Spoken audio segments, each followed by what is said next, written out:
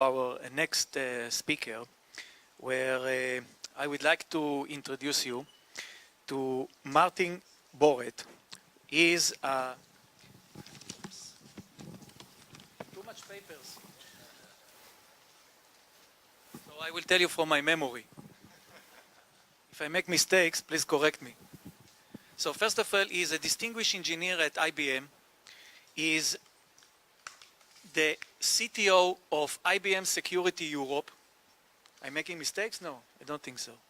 And also he is a co-writer of the IBM Security Blueprint. And he is going to give us a talk now about security and society. And Martin, the stage is for you.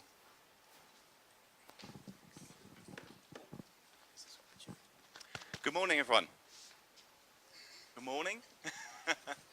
It's wonderful to be here. Wonderful to have the opportunity to talk to you a little bit about cognitive and AI, and I'll probably use these two phrases interchangeably. And I'm having a good morning already. I probably shouldn't talk about, if you're doing speeches, you shouldn't really talk about politics or religion or possibly football.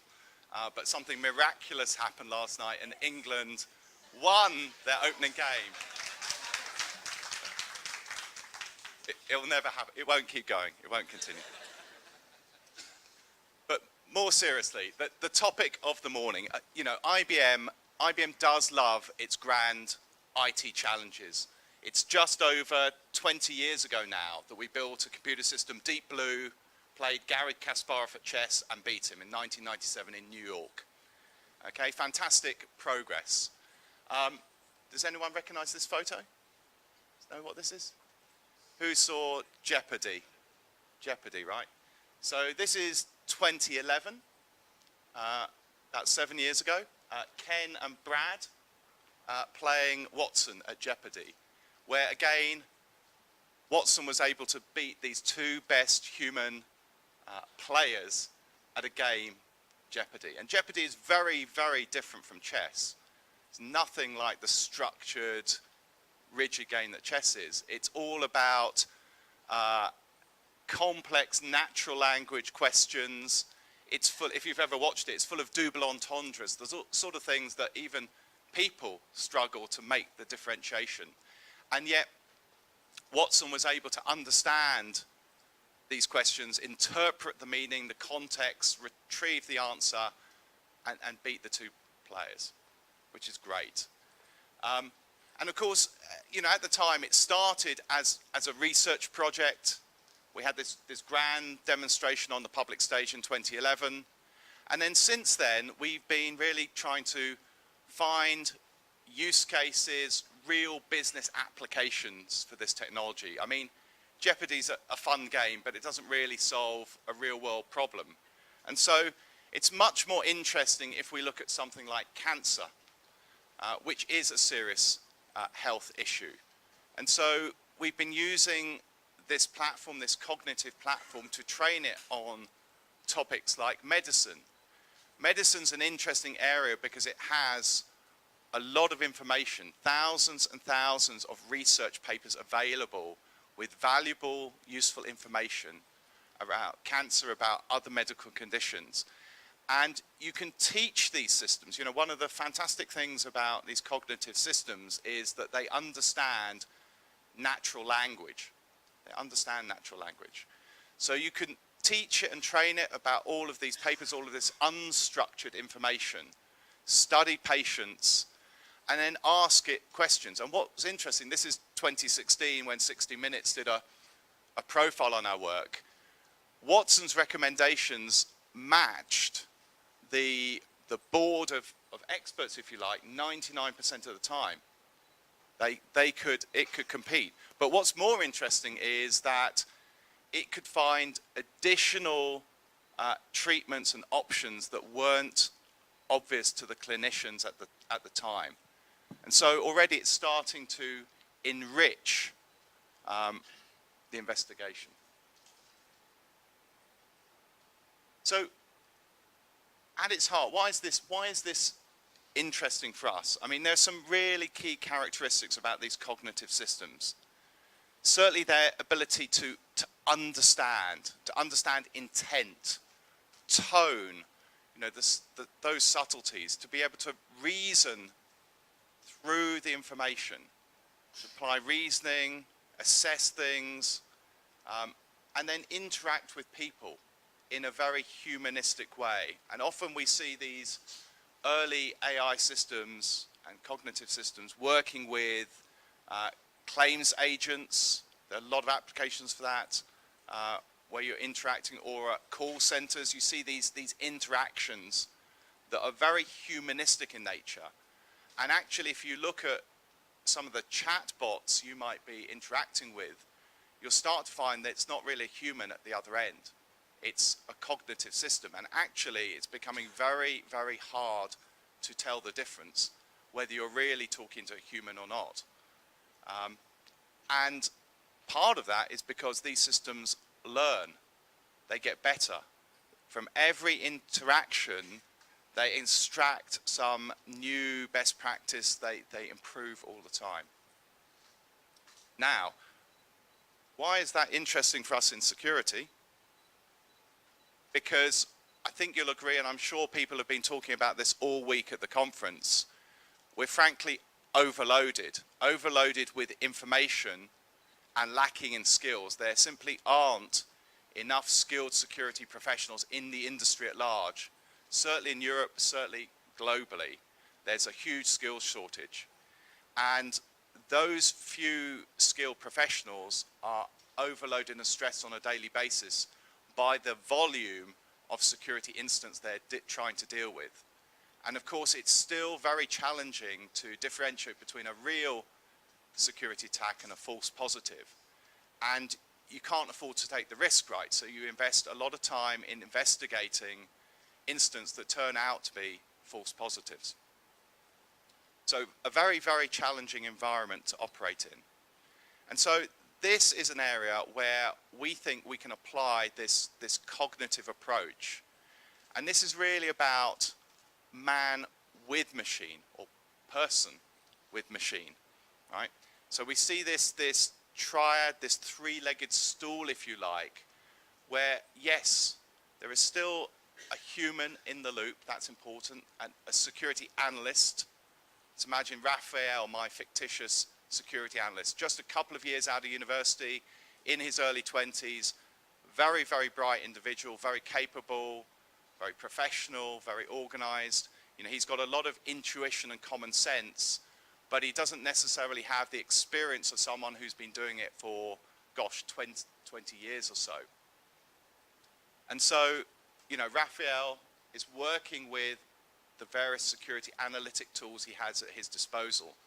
And these tools are fantastic at processing literally millions of events per second of structured information, coming from the networks, coming from the applications, coming from across the organization's infrastructure, looking for these anomalies and surfacing incidents and offenses to be investigated. But it's that investigation phase that takes a lot of time and a lot of effort. It can be very time consuming. It can take an hour, 2 hours, 3 hours. You can spend half a day investigating something to find that it's a false positive.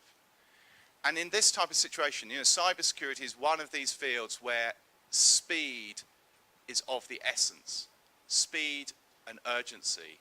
It's a little bit like going to a hospital. And in the UK, where I come from, we have accident and emergency. I don't know what it's called here in Israel, but you have A&E. And you rush into A&E with a problem. Maybe your arm is broken or you've cut yourself. And the nurse rushes up to do that triage, that initial assessment of how critical are you as a patient, and where am I going to slot you in? Am I going to take you straight to theatre, or can I afford to wait for a couple of hours? And it's very much the same for these security analysts working in a security operations center, the Raphaels of the world. They're trying to quickly assess, is this a critical issue that's going to take down my business for a number of hours, stop me trading, or is it something that can be safely ignored? And of course, that's hugely difficult. And that's where cognitive can really come in, because it's natural language understanding, its ability to digest unstructured information that was previously, unaccessible, if you like, to the analyst. Because there is a lot that we know about cybersecurity, huge amount of information available to us if we could just digest and consume it. And cognitive can bring that to bear. You can query this cognitive system in natural language. You can get back a hypothesis with a confidence level backed by evidence that maybe it just confirms your suspicion, right, with more evidence, more confidence, or allows you to safely dismiss something. And this is about really saving you, time, effort. It's about efficiency. So this is just what we've been doing over the last couple of years with the Watson platform. So you see Watson Play Jeopardy, you see Watson learning about medicine, learning about cancer, and here we have Watson learning about cybersecurity. And this starts with training Watson the language of cyber, the particular vocabulary that we use every day as if it was completely normal. Bugs, backdoors, honeypots, all those specific acronyms that we just love to use. You teach Watson all about that very specific vocabulary that's completely different from the field of medicine. And then you start to ingest useful documents that can help you. Certainly structured data from our threat research, things like the X-Force, but importantly, unstructured data. Written reports coming from academics, like some of yourselves, coming from researchers, from industry luminaries, coming from government organizations. There is literally thousands and thousands of documents being produced every single day around the world about cyber. Potentially very useful, insightful information that could help you diagnose your problem if you could just access it, right? I can't read 7,000 pages of cyber information every single day. I can't do it. So how do I keep up? And this is a way that you can keep up, because you can digest all of this information, largely automated now, and build essentially a large corpus of knowledge, a vast knowledge graph against which you can query. You can ask your cybersecurity related questions. You can get back a hypothesis in natural language, in English today. It's all in English. Because Watson can effectively read. It can read and it can understand.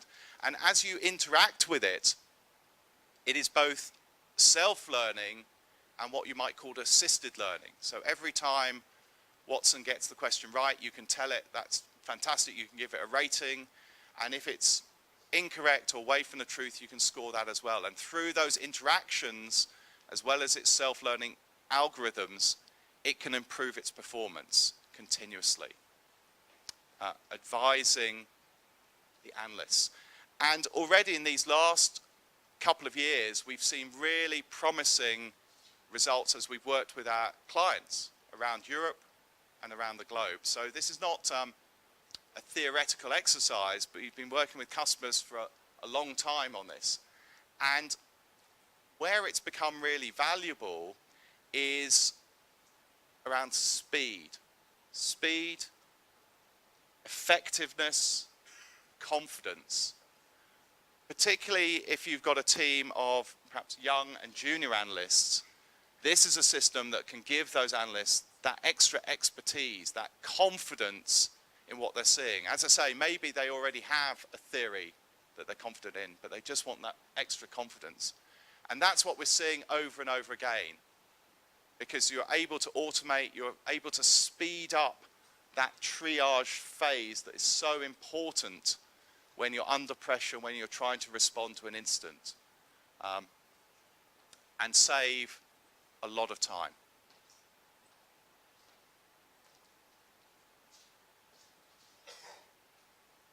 And we see this capability. So I've spoken this morning a lot about security analysts as an individual, as a particular actor that we want to try and help. Because we see the pressure in security operations centers, we see the skill shortage. But I think there's a bigger story here that's important. And the way I like to think about security is a little bit like an integrated immune system. So here's another healthcare analogy for security. You know, just like my immune system does a wonderful job at keeping me healthy and safe from harm, we need the same sort of thing in cybersecurity. There are a lot of different capabilities that you need, whether it be data security, protecting your applications, your endpoints. All of these things are important or have some importance, but the question is how much of each and how do you marshal those resources? And so just like the human body, you know, it will marshal defenses. If I cut my finger, you know, it will send antibodies, white blood cells to deal with that. I think that's a really great way to think about security, a great analogy for security, because we need endpoint protection to protect the network, data, etc., etc. But it's about how do you orchestrate and automate that? You know, how do you bring the analytics together to marshal the resources, and something like cognitive to give the context for what you're seeing? And so for us and our work with clients around Europe and around the world, you know, cognitive is the start of a very exciting journey. And a lot of the work we've done so far has been around helping the analyst, as you've seen with this vast corpus of knowledge. But there are plenty of other use cases, if you think around this immune system, where it would be valuable to give much richer context and understanding. For example, today, you know, if I run an application security test against 1 million lines of code, an application, I'll get a lot of false positives. I'll get a lot of results. Some are valid, some are false positives. What I really need is an intelligent system that can give me the context around that. Which of those do I really need to pay attention to? What are the priorities? And help people be more efficient. So the way we see cognitive is as something that we want to infuse into every part of our immune system. And it's really about man working with machine or working with technology. So this is really about augmenting people and enabling them to make better decisions faster. So with that said, I will end there, hopefully well in time, which is always a challenge. I hope that's been interesting. I'll be around all morning if you want to ask some questions. Thank you very much. Thank you very much, Martin. And you can smile, you have another game shortly.